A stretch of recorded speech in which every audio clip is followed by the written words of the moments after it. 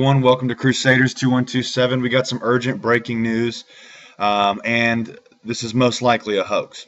Either it's a hoax or they gave the go-ahead to go ahead and do it. Malaysian airliner not only crashes, it was shot down in eastern Ukraine near Russian border. Over 295 people on board. There's three different numbers: 280, 285, 295, and 297. That's all the numbers. So again, it's just like the missing MH17 flight, which that's another thing in question. I think Fox News might have said something about that missing flight, that this might have been the flight. I can't remember if they said that or not, but I did read something about it. So that's still up in the air. There are three different possibilities. One, this is the provocation that everybody's been waiting on to go to war over. Two, this is a flat-out hoax, and now the U.S. is going to increase sanctions. And then there goes the dollar, because yesterday, after the U.S. unilaterally widened sanctions, Russia was saying that they're going to retaliate. CNN and Obama, I've got the TV going, so I apologize, but CNN and Obama just said they're going to amp up the sanctions even more. Prepare for your dollar to die. That's what I'm saying. The sanctions are going to be increased. Now let's go through what's going on with the sanctions, because while this event was taking place, Putin and Obama were on the phone. Can that be any more clear to anybody? They are working together. Let's go through the sanctions. Visa, MasterCard, businesses with Russia untouched by U.S. sanctions. So guess what? They'll probably be touched. Sanctions don't spook Russian companies. Well, I bet they will now because of this new plane crash. You still got RT saying that it's a crash. You got CNN saying it was shot down. There's a whole bunch. Ukraine accuses Russia of shooting down fighter jet. Most likely, this is the MH17 plane, and they had a bomb aboard, and it went boom. That's probably what happened, because you've got Russian people on the ground picking up the pieces. If this were a real incident, the police would be there. It doesn't matter what country. The armies would be there, and they'd be doing a full-on investigation, because this will lead to a war. You better believe me on that. It always does with plane crashes. Anyways, let's move on from this. I just posted this on the website 5 minutes after it happened. Malaysian plane shot down by BUK missile. How do they know it was a BUK missile? Ukrainian advisor to IFAX. The Ukrainian... I can't remember. I'm sorry, there's so much going on, I can't remember the exact name of it. The Ukrainian side says that they don't have the equipment able to shoot down a plane at 10,000 kilometers.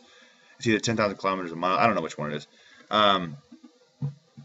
Which is kind of interesting, because a military would have more than a pro-Russia side of things. This was right along the border, about 60 kilometers either way.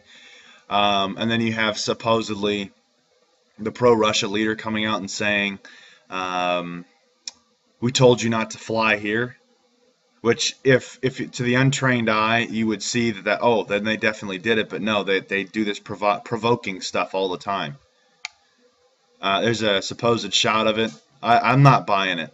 I'm sorry, I'm just not buying it, because this is exactly what I said was going to happen.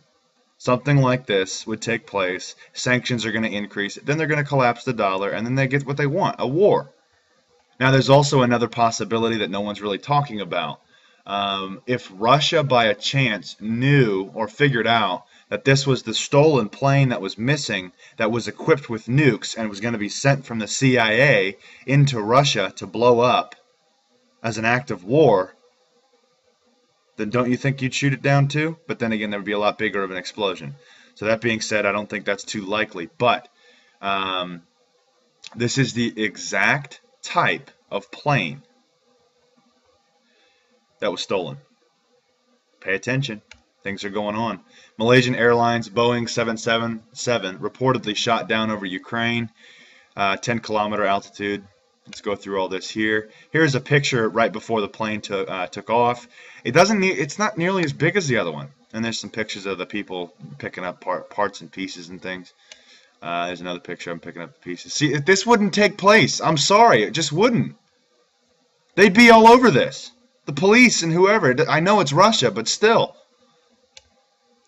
This is another forum. You need to, if you're looking for the immediate updates, go to this forum. It's GLP. You'll find it. Forum 1 message, whatever. Need confirmation. Ukrainian government advisor says MH17 hit by a missile fired from a Russian-made BUK missile launcher. Could have been shot down by a jet-fired missile, which in case it was deliberate. It also does appear quite strange because the shooting or the explosion part of it looks to be from the top, not the bottom. Pay attention. MH17 separatists in eastern Ukraine say they have no weapons that could hit a target at 10,000 kilometers. This isn't going to end well.